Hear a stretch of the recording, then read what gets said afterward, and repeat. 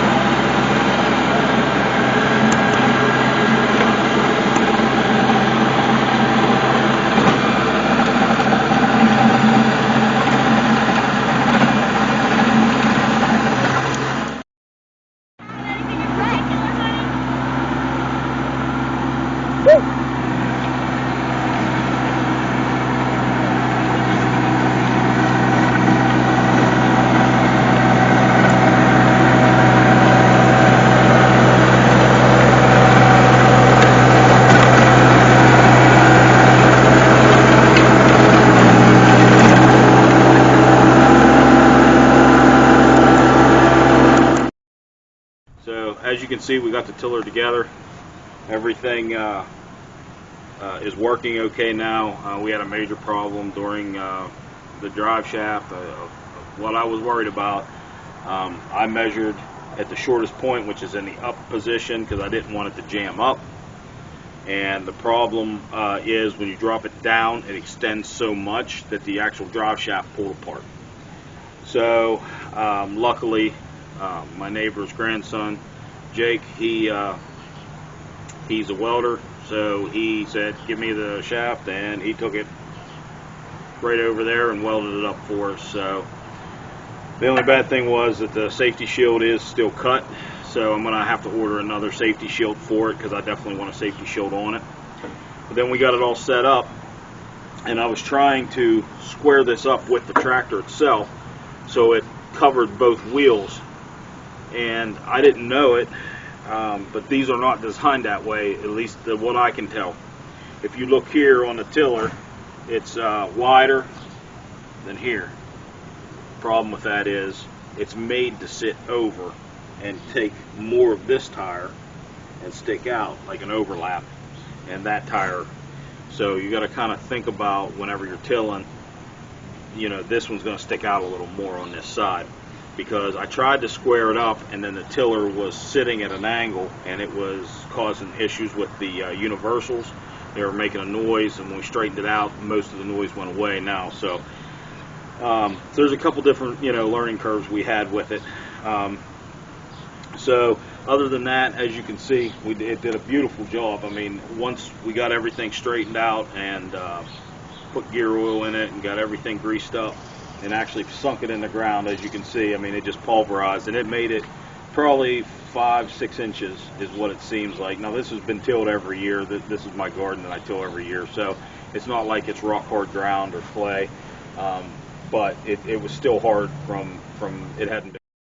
As I was saying, we till this ground every year, so it did a really nice job. So we're gonna just continue. I'm gonna try some different things, do some sod, try some virgin soil, and see how it does with that. So that's gonna be it for this video. If you like the video, hit a like, thumbs up, and subscribe if you're not subscribed. That really helps me out. I appreciate it, and we'll see you on the next one.